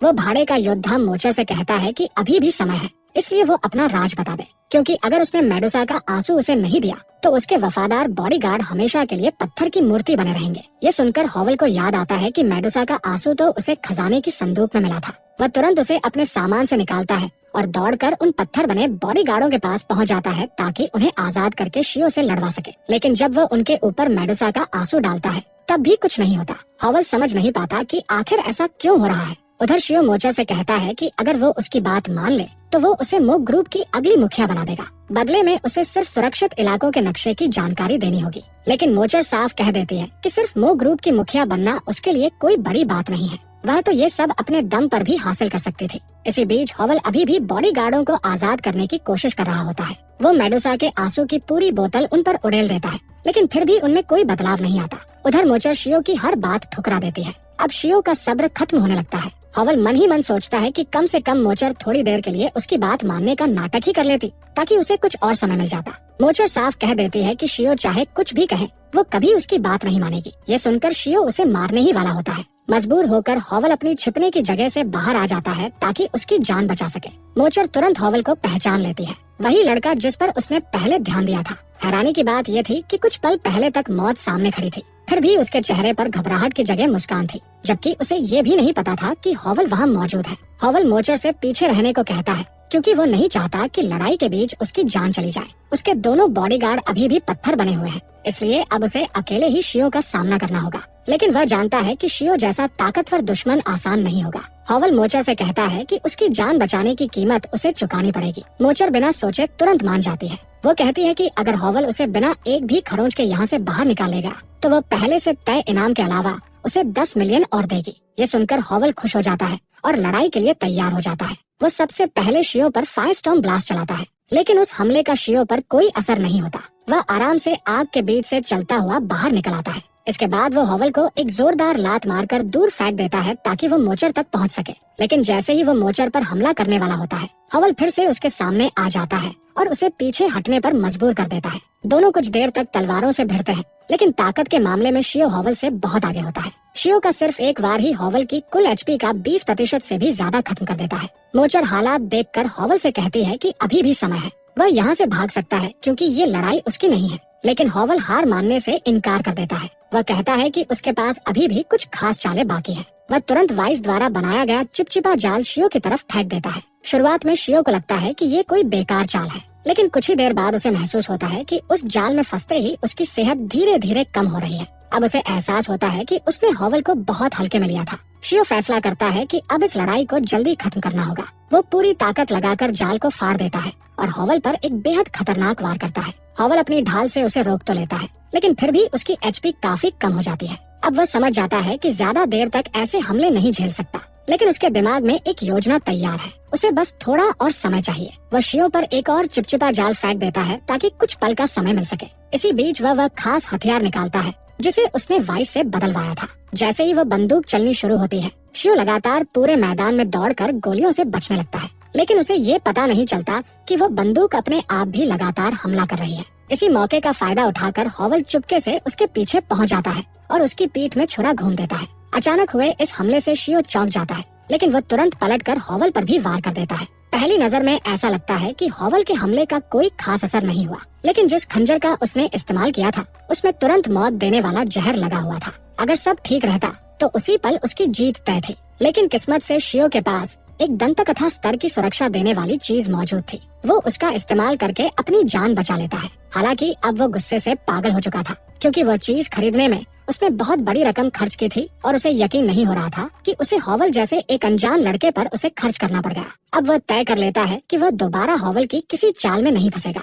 वह लगातार हॉवल को बुरी तरह पीटने लगता है। इस बार हॉवल के पास खुद को बचाने का कोई तरीका नहीं बचता। शियो उसे मारने ही वाला होता है, लेकिन ठीक आखिरी पल में मोचर के पत्थर बने दोनों बॉडीगार्ड आखिरकार आजाद हो जाते हैं और शियो को जोर से धक्का देकर हॉवल की जान बचा लेते हैं। वे हॉवल का धन्यवाद करते हैं और बताते हैं कि अगर उसने पहले मेडुसा का आंसू उन पर नहीं डाला होता तो वे अपने दम पर कभी भी पत्थर की कैद से बाहर नहीं आ पाते। अब जब वे वापस आजाद हो चुके थे तो वे एक ही वार में शियो का काम तमाम कर देते हैं। आखिरकार ये लंबी लड़ाई खत्म हो जाती है। मोचर हॉवल के पास आती है और उसकी मदद के लिए उसका धन्यवाद करती है। हॉवल कहता है कि कोई बात नहीं, लेकिन उसे अपना इनाम और साथ में वादा किए गए अतिरिक्त 10 मिलियन भी चाहिए। थोड़ी देर बाद जब हॉवल संभल जाता है तो वो शियो की लाश के पास जाता है और ये पक्का करने के लिए उसे एक बार फिर छुरा मारता है कि वो सच में मर चुका है। इसके बाद मोचर उससे पूछती है कि क्या वो उसके ग्रुप में शामिल होना चाहेगा, लेकिन हॉवल मना कर देता है। वह कहता है कि वह सिर्फ पैसे के लिए आया था और किसी का अधीन होकर काम करना उसे पसंद नहीं है। मोचर उसे भरोसा दिलाती है कि उसके ग्रुप में शामिल होना ऐसा फैसला होगा जिस पर उसे कभी पछतावा नहीं होगा। वह अपने लोगों का बहुत अच्छा ख्याल रखती है, यहाँ तक कि अगर हॉवल उसके साथ जुड़ जाए तो वह उसके पूरे परिवार को शहर के सबसे अच्छे इलाके में रहने की सुविधा देगी। ये प्रस्ताव इतना अच्छा था कि हॉवल उसे ठुकरा नहीं सका। कुछ समय बाद हॉवल और उसका परिवार शहर के सबसे शानदार अस्पताल के एक आलीशान कमरे में दिखाई देते हैं। यूनफे चारों तरफ देखकर हैरान रह जाती है, जबकि हॉवल के पिता चिंता में पड़ जाते हैं। उन्हें लगता है कि इतने महंगे कमरे का खर्च हॉवल ने कैसे उठाया होगा। हॉवल उन्हें भरोसा दिलाता है कि पैसे की चिंता करने की जरूरत नहीं है। तभी एक नया डॉक्टर कमरे में आता है और हॉवल के पिता की जांच करता है। वो हॉवल से पहले वाले डॉक्टर के बुरे व्यवहार के लिए दिल से माफी मांगता है। फिर वह बताता है कि ये अस्पताल हानो ग्रुप का है और हॉवल जैसे खास मेहमान को यहाँ एक भी पैसा नहीं देना पड़ेगा। इसके बाद वे मोचर द्वारा दिया गया ब्लैक कार्ड भी हॉवल को वापस लौटा देते हैं, जो उसने अपने पिता के इलाज के लिए इस्तेमाल किया था। अब हॉवल को मो ग्रुप का साथ मिलने के फायदे समझ आने लगे थे। डॉक्टर अपने सहायकों को आदेश देता है कि वे सबसे अच्छी दवा लेकर आए, लेकिन थोड़ी ही देर बाद नर्सें घबराई हुई वापस लौटती है और बताती है कि बहुत बड़ी मुसीबत हो गई है। जब वे सबसे कीमती दवा लेने तिजोरी तक पहुंची तो वहाँ की सारी महंगी दवाएं चोरी हो चुकी थी। दीवार पर सिर्फ एक संदेश लिखा था, बीस्ट गॉड। डॉक्टर समझ जाता है कि ये जरूर किसी दुश्मन ग्रुप का काम है। अब उस सबसे अच्छी दवा के बिना हॉवल के पिता का इलाज करना नामुमकिन हो गया था। हॉवल डॉक्टर से पूछता है कि क्या वह दवा कहीं और मिल सकती है। डॉक्टर बताता है कि शायद वह दवा काले बाजार में मिल जाए। ये सुनते ही हॉवल यूनफे को साथ लेकर काले बाजार की तरफ निकल पड़ता है। रास्ते में वह उसे टूर्नामेंट में हुई सारी घटनाएं बताता है। ये जानकर यूनफे राहत की सांस लेती है कि हॉवल को मोचर का भरोसा इसलिए मिला क्योंकि उसने उसकी जान बचाई थी, न कि किसी और वजह से। दोनों उस जगह के पास पहुंचते हैं जहां काले बाजार वाले ने मिलने के लिए बुलाया था। वे बहुत सावधानी से आगे बढ़ते हैं, लेकिन वहाँ कोई भी मौजूद नहीं होता। हॉवल को ये बात अजीब लगती है क्योंकि काला बाजार अपनी भरोसेमंदी के लिए जाना जाता है। तभी यूनफे की नजर पास रखे एक डिब्बे पर पड़ती है। उसे लगता है कि शायद दवा उसी के अंदर होगी, लेकिन जैसे ही वो डिब्बा खोलती है उसके अंदर से एक रहस्यमयी गैस निकलती है। कुछ ही पल बाद वहाँ जोरदार धमाका हो जाता है और हॉवल और यूनफे पीछे की तरफ छलांग लगा देते हैं। लेकिन जैसे ही वे जमीन पर उतरते हैं वे पहले से बिछाए गए एक जाल में फंस जाते हैं। हॉवल सिस्टम की मदद से बाहर निकलने की कोशिश करता है, लेकिन सिस्टम उसे बताता है कि ये गैस एक ऐसे जहर से बनी है जो पूरी तरह सन्नाटा पैदा कर देता है। इसका असर सभी तरह के संपर्क पर पड़ता है, यहाँ तक कि सिस्टम से होने वाला संपर्क भी कुछ समय के लिए टूट जाता है। इसलिए सिस्टम को फिर से ठीक होने में कुछ मिनट लगेंगे। उसी समय कोई धीरे धीरे उनकी तरफ बढ़ने लगता है। जब वो पास आता है तो पता चलता है कि वो वही पहला डॉक्टर है जिसने शुरुआत में हॉवल और उसके परिवार का इलाज करने से इनकार कर दिया था। हॉवर्ड को पहले से ही शक था कि इसके पीछे फैन का ही हाथ है, क्योंकि अस्पताल का कोई डॉक्टर ही इतनी अच्छी क्वालिटी की दवा चुराकर ब्लैक मार्केट में बेच सकता था, और फैन भी इस बात से इनकार नहीं करता। वही अस्पताल से दवाइयाँ चुराता था क्योंकि वो चुपके से दुश्मन गुट के लिए काम करता था। साथ ही हॉवल की वजह से उसकी नौकरी चली गई थी, इसलिए वो उससे बदला लेना चाहता था। उसका इरादा था कि हॉवल धीरे धीरे जहर से तड़प कर मर जाए। अगर उसी समय कोई नहीं आता तो हॉवल और यूनफे दोनों की मौत तय थी। तभी अचानक एक लड़की वहाँ पहुँचती है और फैन को एक ही वार में बेहोश कर देती है। हॉवल ने उसे पहले कभी नहीं देखा था, इसलिए वो सोचने लगता है कि आखिर वो उसकी मदद करने क्यों आई, लेकिन असल में वो हॉवल को बचाने नहीं आई थी। उसका नाम सीयू था और उसकी अपनी भी फैन से पुरानी दुश्मनी थी। अब जब वो वहाँ आ ही गई थी तो उसने हॉवल और यूनफे को जाल से बाहर निकालने में मदद की। इस बीच यूनफे जहर की वजह से काफी कमजोर हो चुकी थी, इसलिए हॉवल उसे एक दवा देता है जिससे उसकी कुछ एचपी वापस आ जाती है। इसके बाद हॉवल और सीयू मिलकर फैन का पीछा करने निकलते हैं, लेकिन तभी फैन चालाकी से पीछे घूमकर यूनफे को पकड़ लेता है और उसे बंधक बना लेता है। वो उसे नुकसान पहुँचाने ही वाला था कि अचानक एक लड़का जिसका नाम आनचिंग था कहीं से आता है और उड़ती हुई किक मारकर फैन के चेहरे पर जोरदार हमला कर देता है। फिर वह यूनफे को संभाल लेता है। यूनफे उसे देखकर पूरी तरह प्रभावित हो जाती है, क्योंकि आनचिंग उसे बहुत ही दमदार और हीरो जैसा लगता है। कुछ ही पल बाद हॉवल भी वहाँ पहुँच जाता है और यूनफे को बचाने के लिए आनचिंग का धन्यवाद करता है। अब जब यूनफे सुरक्षित थी तो हॉवल सीधे फैन पर टूट पड़ता है और अपने साथ हुए हर अपमान और दर्द का बदला लेने के लिए उसे लगातार पीटने लगता है। तभी यूनफे उसे रोकते हुए कहती है कि पहले फैन के कोट से वो दवा निकालो, वरना लड़ाई में कहीं वो टूट न जाए। हॉवल उसकी बात मानता है और सबसे पहले दवा सुरक्षित रख लेता है। उसके बाद वह फिर से फैन की पिटाई शुरू कर देता है। जब हॉवल का गुस्सा थोड़ा शांत हो जाता है तब जाकर वह रुकता है, लेकिन तभी अचानक वहाँ मौजूद हर इंसान को ऐसा महसूस होता है जैसे किसी बहुत भारी ताकत ने उन्हें दबा दिया हो। सीयू तुरंत समझ जाती है कि ये माइंड कंट्रोल जादू का असर है, जिसकी वजह से कोई भी अपना शरीर नहीं हिला पा रहा। उसे बिल्कुल भी उम्मीद नहीं थी कि फैन के साथ इतने ताकतवर साथी भी होंगे। कुछ ही देर बाद वह औरत सामने आती है जिसने ये माइंड कंट्रोल लगाया था। वह फैन को लेकर वहाँ से भागना चाहती थी और कोई भी उसे रोक नहीं पा रहा था। लेकिन तभी फैन का सिस्टम फिर से चालू हो जाता है। सिस्टम उसे बताता है कि अगर वो 10,000 पॉइंट खर्च करे तो माइंड कंट्रोल का असर खत्म कर सकता है। फैन तुरंत ऐसा करता है और उस औरत से कहता है कि उसे छोड़ दे। फिर वह अपने साथी रूइन को हॉवल पर हमला करने और उससे जहर की दवा वापस लाने का आदेश देता है। हॉवल ऐसा होने नहीं देना चाहता था, इसलिए वह भी अपने सिस्टम की मदद से माइंड कंट्रोल का असर खत्म कर देता है और लड़ाई के लिए तैयार हो जाता है। वो औरत एक बार फिर उस पर माइंड कंट्रोल लगाने की कोशिश करती है, लेकिन इस बार उसका जादू हॉवल पर बिल्कुल भी काम नहीं करता। हॉवल हवा में छलांग लगाता है और सीधे उस औरत पर हमला करने के लिए बढ़ता है, लेकिन वह औरत समझ चुकी थी कि अब यहाँ रुकना उसके लिए ठीक नहीं होगा।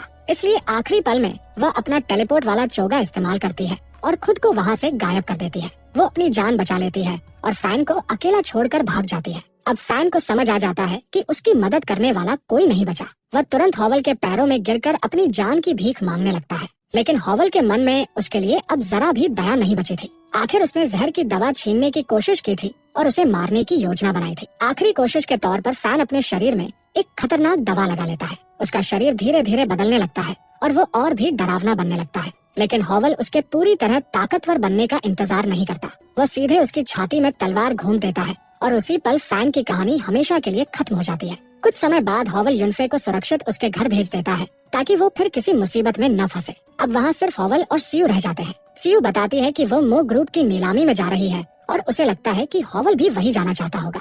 हॉवल हैरान होकर पूछता है कि उसे कैसे पता चला कि वो नीलामी में जाने वाला है। आखिर वहाँ सिर्फ मो ग्रुप के बड़े सदस्य ही जा सकते थे और भले ही मोचर उस पर भरोसा करता था, लेकिन उसने ये बात कभी सीयू को नहीं बताई थी। तभी हॉवल को याद आता है कि सीयू ठीक उसी समय पहुंची थी जब वो मुसीबत में फंसा था। इससे उसे समझ आ जाता है कि मोचर ने ही सीयू को उस पर नजर रखने के लिए भेजा था। सीयू बिना कुछ छिपाए मान लेती है कि हॉवल का अंदाजा बिल्कुल सही है। वह बताती है कि सिर्फ वही नहीं बल्कि आनचेंग को भी हॉवल की मदद करने के लिए भेजा गया था, लेकिन लड़ाई खत्म होते ही आनचेंग तुरंत चला गया था, इसलिए हॉवल उसे ठीक से धन्यवाद भी नहीं कह पाया। हालांकि हॉवल को इस बात का बुरा नहीं लगता कि कोई उस पर नजर रख रहा था, क्योंकि अगर सीयू समय पर नहीं आती तो वो और युनफे दोनों बड़ी मुसीबत में पड़ जाते। सीयू कहती है कि उसे धन्यवाद देने की जरूरत नहीं है, वह सिर्फ अपना काम कर रही थी। फिर वह कहती है कि नीलामी शुरू होने वाली है, इसलिए अब उन्हें जल्दी चलना चाहिए। कुछ ही देर बाद हॉवल और सीयू नीलामी वाले स्थान पर पहुंच जाते हैं। वहाँ का नजारा देखकर हॉवल दंग रह जाता है, क्योंकि उसने पहले कभी ऐसा कुछ नहीं देखा था। सीयू बताती है कि ये नीलामी एक खास दूसरी जगह में होती है, जहाँ 9 बड़े परिवार दुनिया के सबसे कीमती खजानों की बोली लगाते हैं। नीलामी शुरू होते ही संचालक घोषणा करता है कि नंबर 11 ने 70 लेवल वाला जादुई क्रिस्टल 3 मिलियन में खरीद लिया है। हॉवल हैरान रह जाता है कि किसी ने शुरुआत में ही इतनी बड़ी रकम खर्च कर दी, लेकिन जब वो उस आदमी को ध्यान से देखता है तो उसे लगता है कि वो आनचेंग जैसा दिख रहा है। वाई से पूछने पर उसे पता चलता है कि वह सच में आनचेंग ही है। ये बात हॉवल की समझ से बाहर थी। आनचेंग अभी बहुत छोटा दिखता था, फिर उसके पास इतनी दौलत कहाँ से आई कि वो ऐसी नीलामी में लाखों खर्च कर सके। फिर वह सोचता है कि शायद कोई बहुत ताकतवर इंसान उसके पीछे खड़ा है। नीलामी आगे बढ़ती है और अगली चीज होती है एक ऐसी दवा जो किसी की जान बचा सकती थी। हॉवल को वह काफी काम की लगती है, लेकिन वाइस उसे बताता है कि उसे ये खरीदने की जरूरत नहीं है, क्योंकि जब उसकी दवा बनाने की कला बढ़ जाएगी तब वह ऐसी दवा खुद बना सकेगा। हॉवल भी उसकी बात मान लेता है, लेकिन तभी संचालक घोषणा करता है कि नंबर 11 ने वही दवा 4.5 मिलियन में खरीद ली है। लग रहा था कि आनचेंग हर कीमती चीज खरीदने पर लगा हुआ है, वजह चाहे जो भी हो, लेकिन एक बात साफ थी कि उसके पास पैसों की कोई कमी नहीं थी। दूसरी तरफ हॉवल के पास सिर्फ टूर्नामेंट से मिले हुए पैसे थे, इसलिए वो ज्यादा चीजें नहीं खरीद सकता था। सीयू उससे कहती है कि अगर वो मोचर की बात मानकर आधिकारिक तौर पर मो ग्रुप में शामिल हो जाए तो उसे उनके पूरे खजाने का इस्तेमाल करने का अधिकार मिल जाएगा और वो जितनी चाहे उतनी चीजें खरीद सकेगा। लेकिन हॉवल इतना बड़ा फैसला इतनी जल्दी नहीं लेना चाहता था। अब नीलामी की अगली चीज थी मास्टर इंजीनियर का बनाया हुआ एक ब्लूप्रिंट, जिसका नाम हार्ट स्टील था। इसकी शुरुआती बोली 2 मिलियन रखी गई। ये सुनते ही पूरे नीलामी हाल में बैठे लोग चौंक जाते हैं। उन्होंने पहली बार किसी ऐसे ब्लूप्रिंट की इतनी कम कीमत देखी थी। सब लोग आपस में बात करने लगते हैं। उनका मानना था कि इसकी कीमत इसलिए कम रखी गई है क्योंकि इसे बनाना बहुत मुश्किल और समय लेने वाला काम है। इतना ही नहीं, इसे बनाने के लिए एक मास्टर अल्केमी विशेषज्ञ की भी जरूरत पड़ेगी। इस वजह से ज्यादातर लोगों को लगा कि ये खरीदने लायक चीज नहीं है। सीयू भी कहती है कि ये ब्लूप्रिंट शायद बिकेगा ही नहीं, क्योंकि यहाँ मौजूद कोई भी इंसान इसे बनाने का जोखिम नहीं उठाना चाहेगा। हॉवल उससे पूछता है कि वह ऐसा क्यों सोचती है। सीयू समझाती है कि ये ब्लूप्रिंट सिर्फ एक साधारण और कम स्तर वाले लड़ाई वाले मेक के लिए है, इसलिए इसे बनाने से कोई खास फायदा नहीं मिलेगा। इसके अलावा किसी मास्टर इंजीनियर को ऐसा सामान बनाने में अपनी बुद्धि के पॉइंट भी खर्च करने पड़ते हैं। इसलिए कोई भी इतनी मेहनत और जोखिम एक साधारण चीज के लिए नहीं उठाना चाहेगा।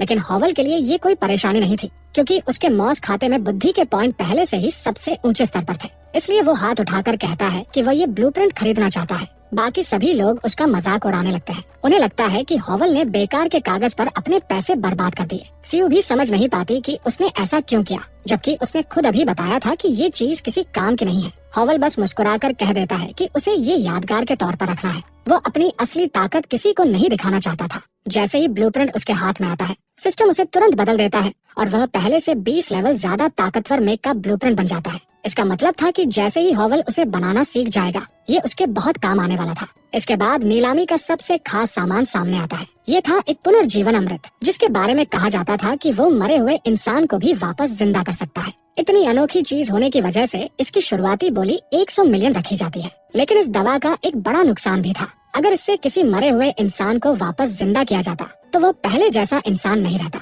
वो खून का प्यासा और बेकाबू एल्फ बन जाता। ऐसे में ये कहना मुश्किल था कि वो कभी पहले जैसा बन पाएगा या नहीं। लेकिन जो लोग अपने किसी अपने को खो चुके होते हैं, उनके लिए ये बात ज्यादा मायने नहीं रखती। हॉवल वाइस से पूछता है कि क्या वो अपनी दवा बनाने की कला से ऐसी दवा बना सकता है, लेकिन वाइस साफ कह देता है कि नहीं। किसी को मौत के बाद वापस जिंदा करना दवा बनाने की सीमा से बाहर की बात है। एक खास मेहमान इस दवा के लिए 200 मिलियन की बोली लगाता है। कुछ देर तक ऐसा लगता है कि कोई उससे ज्यादा बोली नहीं लगाएगा, लेकिन तभी आनचेंग 300 मिलियन की बोली लगा देता है। कोई भी उससे आगे नहीं बढ़ पाता और आखिर में वही ये दवा जीत जाता है। हॉवल सोचने लगता है कि आखिर आनचेंग किसे वापस जिंदा करना चाहता है। नीलामी खत्म होने के बाद हॉवल घर लौट रहा था कि तभी आनचेंग उसके पास आ जाता है। हॉवल उसे उसकी जीत की बधाई देता है और पूछता है कि इतनी खतरनाक दवा खरीदना क्या सच में सही फैसला था, जबकि उसके इतने बड़े नुकसान भी हैं। आनचेंग कहता है कि उसे खुद भी पूरा यकीन नहीं है, लेकिन अगर किसी के पास मौत को हराने का मौका हो तो वो कोशिश करना चाहता है। अब जब वो इतने पैसे खर्च कर ही चुका है,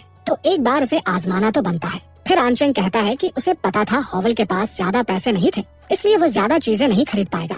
इसी वजह से उसने हॉवल के लिए उड़ने वाला चोगा तोहफे में खरीद लिया है। हॉवल तुरंत मना करता है, क्योंकि उस चोगे की कीमत 6 मिलियन थी और वो इतना महंगा तोहफा नहीं ले सकता था। लेकिन आनचेंग हंसते हुए कहता है कि बस रख लो, तुम्हारी बहन मुझे बहुत प्यारी लगी। इतना कहकर वह हॉवल को दोबारा मना करने का मौका दिए बिना वहाँ से चला जाता है। बाद में हॉवल अपने सिस्टम के अंदर जाता है और नीलामी से मिला हुआ मेक वाला ब्लूप्रिंट आजमाने की तैयारी करता है। वाइस ने उसे बताया था कि ये मेक दुनिया की सबसे बड़ी ताकत नहीं होगा, लेकिन इसमें कम से कम 20 लेवल के योद्धा जितनी शक्ति होगी, इसलिए इसे बनाना पूरी तरह फायदेमंद था। हॉवल मॉस की वर्कबेंच बुलाता है और ब्लूप्रिंट डाल देता है। सिस्टम उससे पूछता है कि मेक का रूप लड़का होगा या लड़की। हॉवल लड़की का रूप चुनता है। जब उसके शरीर का रूप बनाने की बारी आती है, तो वो उसे अपनी माँ जैसा बनाने का फैसला करता है। उसकी माँ को गुजरे हुए कई साल हो चुके थे, लेकिन आज भी हॉवल उन्हें बहुत याद करता था। इसलिए उसे लगा कि अगर एक एंड्रॉयड उसकी माँ जैसा दिखे तो उसे अच्छा लगेगा। शरीर का रूप पूरा होने के बाद वह सिस्टम को उसे बनाना शुरू करने का आदेश देता है, लेकिन निर्माण के बीच में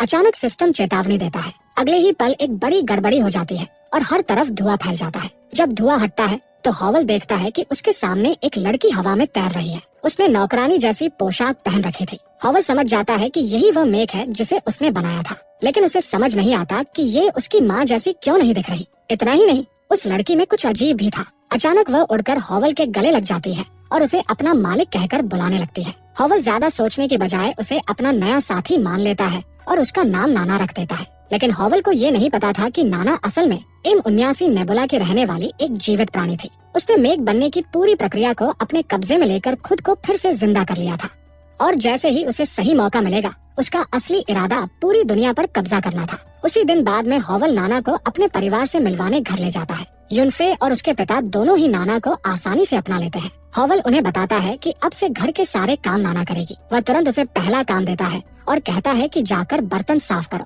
नाना ये काम बिल्कुल नहीं करना चाहती थी। उसके अंदर अभी भी एक खतरनाक राक्षसी सोच मौजूद थी, लेकिन जिस शरीर में वो थी उसे इस तरह बनाया गया था कि वो हॉवल के हर आदेश का बिना किसी गलती के पालन करे। इसलिए चाहे वो जितनी भी कोशिश कर ले, वो हॉवल की किसी भी बात का विरोध नहीं कर सकती थी। हॉवल ये भी तय करता है कि नाना उसके परिवार की सुरक्षा करेगी, ताकि अगर पहले जैसी कोई मुसीबत फिर से आए तो वो सबकी रक्षा कर सके। लेकिन जब तक ऐसा कुछ नहीं होता, तब तक उसे घर के सारे काम भी करने होंगे। यूनफे अपने सारे गंदे कपड़े नाना के सामने रख देती है और उन्हें धोने के लिए कहती है। वहीं हॉवल के पिता उसे खाना बनाने के साथ साथ पूरे घर की सफाई करने का भी काम दे देते हैं। इस तरह नाना के सामने पूरे दिन का लंबा और थकाने वाला काम खड़ा हो जाता है अगले दिन स्कूल में प्रिंसिपल हॉवल को मंच पर बुलाते हैं ताकि सबके सामने उसके साहस की तारीफ कर सके, क्योंकि कुछ दिन पहले हुए हमले में मोचर की जान सिर्फ हॉवल की वजह से बच पाई थी। बाकी छात्र ये सुनकर हैरान रह जाते हैं कि टाइगर ग्रुप के हमले से सबको बचाने वाला असली हीरो हॉवल था। लेकिन उनमें से कई लोग इस बात पर विश्वास नहीं करते। वे कहने लगते हैं कि हॉवल झूठ बोल रहा है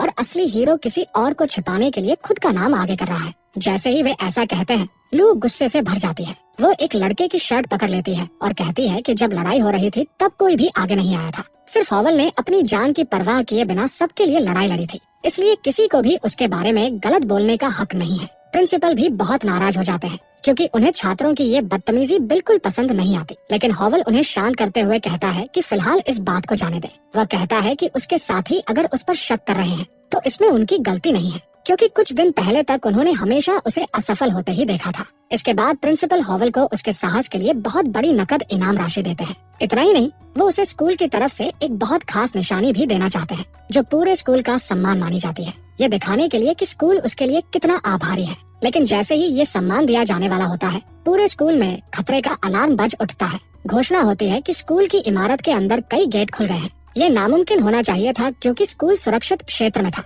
लेकिन इन गेटों से निकलने वाले राक्षस पूरी तरह असली और बेहद खतरनाक थे। कुछ ही पलों में कई छात्र उनकी वजह से मारे जाते हैं। शिक्षक तुरंत सभी छात्रों को चिल्लाकर कहते हैं कि जितनी जल्दी हो सके स्कूल से बाहर निकल जाओ। सभी छात्र भागते हुए बाहर जाने लगते हैं, लेकिन जैसे ही वे बाहर पहुंचने वाले होते हैं, एक बहुत बड़ा बैल जैसा राक्षस उनके रास्ते में आकर खड़ा हो जाता है। यहाँ तक कि वहाँ मौजूद सबसे ताकतवर शिक्षकों में से एक भी जब उसे रोकने की कोशिश करता है तो वह राक्षस उसे बहुत आसानी से हरा देता है। राक्षस जोर से हंसते हुए कहता है कि जब तक वो यहाँ खड़ा है कोई भी इस जगह से बाहर नहीं जा सकता। उसके अनुसार इंसान बहुत कमजोर है और उन्हें एक एक करके मारना उसके लिए बिल्कुल आसान होगा।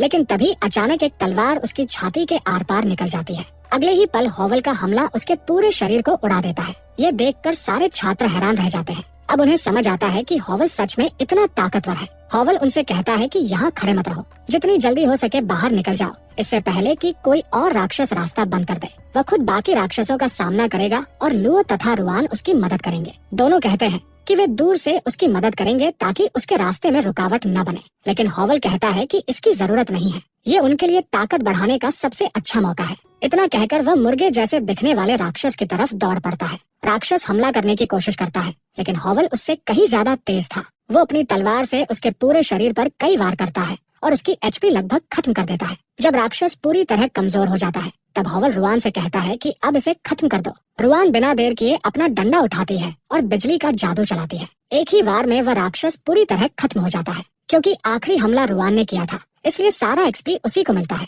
हालांकि ज्यादातर मेहनत हॉवल ने की थी, लेकिन वह चाहता था कि लू और रुआन जल्दी मजबूत बने, इसलिए वो उनसे कहता है कि जब भी वो इशारा करें वे आखिरी वार करके राक्षसों को खत्म कर दें। दोनों हॉवल का धन्यवाद करते हैं क्योंकि वो उन्हें मजबूत बनने का मौका दे रहा था। लेकिन वे पूछते हैं कि क्या उसे सच में कोई परेशानी नहीं होगी, क्योंकि अगर आखिरी वार वे करेंगे तो हॉवल को बहुत कम एक्सपी मिलेगा। हॉवल मुस्कुराकर कहता है कि उसे इस तरह के एक्सपी की जरूरत ही नहीं है। उसके लिए ज्यादा जरूरी ये है कि लू और रुआन मजबूत बने, वरना आगे चलकर वे उसके लिए सिर्फ बोझ बनेंगे। कुछ देर बाद वे ऑडिटोरियम से बाहर निकलते हैं, लेकिन बाहर भी पहले से कहीं ज्यादा राक्षस मौजूद थे। अब हॉवल को समझ आता है कि हालात उसकी सोच से कहीं ज्यादा खराब है। स्कूल सुरक्षित क्षेत्र में होने के बावजूद पूरी तरह राक्षसों से भर चुका था। अगर ये सुरक्षित क्षेत्र भी टूट चुका है तो इसका मतलब शहर के बाकी सुरक्षित इलाके भी खतरे में होंगे। ये सोचकर हॉवल को अपने परिवार की चिंता होने लगती है। उसी समय राक्षसों का एक झुंड उन्हें चारों तरफ से घेर लेता है, लेकिन हॉवल के पास समय नहीं था। वह दोनों राक्षसों के मुक्के रोक देता है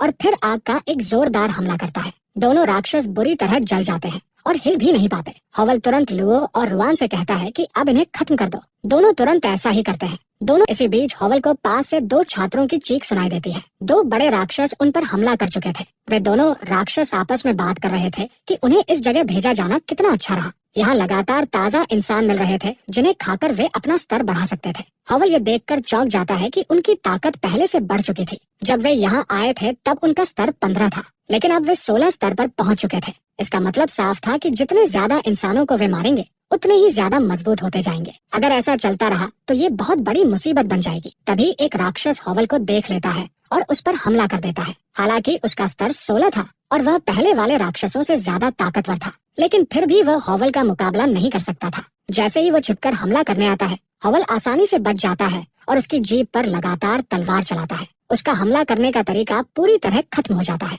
उसी समय दूसरा राक्षस पीछे से हमला करता है, लेकिन हॉवल समय रहते अपनी तलवार से उसे रोक लेता है। जैसे ही राक्षस वहीं फंस जाता है, हॉवल लुओ से कहता है कि अब वार करो। लुओ एक ही वार में उसे बीच से 2 हिस्सों में काट देती है। पहला राक्षस ये देखकर डर जाता है और भागने लगता है, लेकिन हॉवल उसे भागने नहीं देता। वह आग का निशाना लगाकर हमला करता है। राक्षस जमीन पर गिर जाता है। हॉवल रुआन से कहता है कि अब इसे खत्म कर दो। रुआन तुरंत आखिरी वार करती है। ये सब देखकर जिन 2 छात्रों की जान बची थी, वे दोनों हॉवल से विनती करने लगते हैं कि उन्हें भी अपने साथ रख ले और लड़ने का मौका दे। लेकिन हॉवल अब और लोगों को अपने साथ नहीं रखना चाहता था। वो उन्हें कहता है कि जल्दी से भूमिगत बंकर में चले जाओ, इससे पहले कि और राक्षस आ जाए। रुआन देखती है कि हॉवल बहुत गंभीर दिखाई दे रहा है। वो पूछती है कि आखिर क्या बात है। हॉवल कहता है कि उसे अभी समझ आया है कि सुरक्षित क्षेत्र में घुसे हुए ये राक्षस समय के साथ लगातार मजबूत होते जाएंगे। अगर यही चलता रहा तो जल्द ही वे इतने ताकतवर हो जाएंगे कि कोई उनका सामना नहीं कर पाएगा। उसे पूरा भरोसा था कि घर पर उसका परिवार अभी सुरक्षित होगा, क्योंकि उसने नाना को उनकी रक्षा की जिम्मेदारी दी थी। नाना 20 स्तर से नीचे के किसी भी दुश्मन को आसानी से हरा सकती थी, लेकिन अगर राक्षस 20 स्तर से ऊपर पहुंच गए तो फिर बड़ी परेशानी खड़ी हो जाएगी। फिलहाल तीनों स्कूल के अंदर आगे बढ़ते रहते हैं और रास्ते में मिलने वाले राक्षसों को खत्म करते जाते हैं। लगातार लड़ते रहने की वजह से लू और रुआन दोनों का स्तर काफी बढ़ चुका था। अब हॉवल को लगा कि उन्हें अलग अलग काम करना चाहिए। दोनों कहते हैं कि वे अभी भी उसके साथ लड़ना चाहते हैं। फिर दोनों इस बात पर बहस करने लगते हैं कि हॉवल के लिए ज्यादा काम का कौन है। हॉवल झुंझलाकर कहता है कि उसने उनसे राय नहीं मांगी थी। दोनों तुरंत समझ जाते हैं और उसकी बात मान लेते हैं। हॉवल सच की आग का इस्तेमाल करके पूरे इलाके को देखता है। उसे पता चलता है कि कैंटीन के अंदर 3 छात्र छिपे हुए हैं। वह लुओ और रुआन से कहता है कि पहले उन छात्रों को बचाओ, उसके बाद सभी को लेकर भूमिगत बंकर में चले जाना और अगली सूचना मिलने तक वहीं रहना। दोनों उसकी बात मान लेते हैं, लेकिन रुआन पूछती है कि तब तक वह खुद क्या करेगा। हॉवल बताता है कि वह शिक्षकों की इमारत में जाएगा और देखेगा कि कहीं किसी को उसकी मदद की जरूरत तो नहीं। योजना तय होने के बाद तीनों अलग अलग दिशा में निकल जाते हैं। शिक्षकों की इमारत की तरफ जाते हुए हॉवल अपने सिस्टम से पूछता है कि उसके पास कितने योगदान अंक बचे हैं। सिस्टम बताता है कि उसके पास 2,10,000 योगदान अंक हैं। इतने अंकों से वह या तो किंग ऑफ ग्लोरी का नया खाता खोल सकता है या अपने पुराने खातों में से किसी एक को और मजबूत बना सकता है। नया खाता खोलने का विचार अच्छा था, लेकिन अभी उसके पास ये समझने का समय नहीं था कि नया खाता कैसे काम करता है। इसलिए वह अपने क्रिम्सन एम्परर खाते का लिंक स्तर बढ़ाने का फैसला करता है। जैसे ही वो ऐसा करता है, उसकी ताकत तुरंत 31 स्तर के बराबर हो जाती है। अब उसे पूरा विश्वास था कि सामने आने वाले किसी भी खतरे का सामना कर सकता है। उसी समय शिक्षकों की इमारत में 3 महिलाएं डर के मारे छिपी हुई थी। अचानक एक घोड़े जैसा राक्षस उनके बिल्कुल पास आ गिरता है। तीनों डर के मारे चीख पड़ती हैं, क्योंकि उन्हें लगता है कि अब उनकी मौत तय है। लेकिन अगले ही पल उन्हें पता चलता है कि वह राक्षस पहले से मरा हुआ था। असल में हॉवल उससे पहले ही उसे मार चुका था। राक्षस के गिरने के बाद वे तीनों हैरान रह जाती हैं कि किसी ने 18 स्तर के राक्षस को भी हरा दिया। हॉवल उनसे कहता है कि जल्दी से बंकर की तरफ निकल जाओ, लेकिन एक शिक्षिका उससे पूछती है कि वो खुद क्या करेगा। हॉवल कहता है कि वो जितने लोगों की जान बचा सकता है पहले उन्हें बचाएगा और उसके बाद ही यहाँ से जाएगा। उसी समय स्कूल के संग्रह कक्ष में एक लड़की मौजूद थी। राक्षसों के हमले से फैली अफरा तफरी का फायदा उठाकर वह चुपके से अंदर घुस गई थी ताकि कीमती चीजें चुरा सके। लेकिन जैसे ही वह बाहर निकलने वाली होती है, हॉवल कमरे में आ जाता है। उसे देखते ही वह बर्फ का एक नुकीला हमला उसकी तरफ फेंक देती है।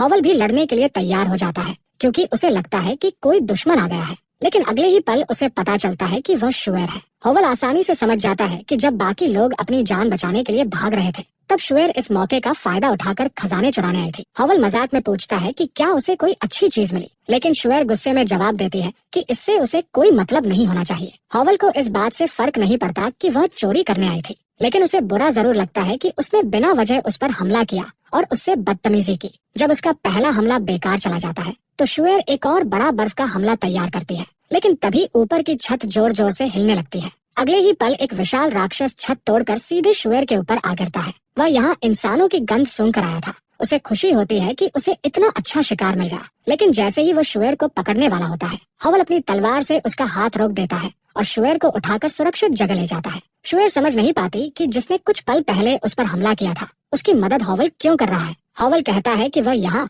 जितने भी लोग जिंदा हैं उन्हें बचाने आया है। शुएर का बुरा व्यवहार उसे पसंद नहीं था, लेकिन इतनी छोटी बात की वजह से वह उसे मरने नहीं देगा। फिर भी शुएर कहती है कि उन्हें तुरंत यहाँ से निकल जाना चाहिए, क्योंकि यह राक्षस 40 स्तर से भी ऊपर का लगता है। लेकिन हॉवल को भरोसा था कि इसे हराना इतना मुश्किल नहीं होगा। तभी राक्षस एक जोरदार मुक्का मारता है। हॉवल जैसे ही उसे रोकता है, उसे समझ आ जाता है कि इस बंदर जैसे राक्षस की ताकत अब तक के सभी राक्षसों से कहीं ज्यादा है। वो अकेले इसे नहीं हरा सकता। अगर उसे और शुएर को जिंदा बचना है तो दोनों को मिलकर लड़ना होगा। राक्षस उनका मजाक उड़ाता है। वो कहता है कि दोनों अपनी पूरी ताकत भी मिला लें तब भी उसका कुछ नहीं बिगाड़ पाएंगे। इतना कहकर वह कई बड़े बक्से उठाकर हॉवल की तरफ फेंक देता है, लेकिन हॉवल एक एक करके उन सभी को तलवार से काट देता है। वह शुएर से कहता है कि वह दूर से हमला करते रहे क्योंकि वही उसकी सबसे बड़ी ताकत है। करीब की लड़ाई वह खुद संभालेगा।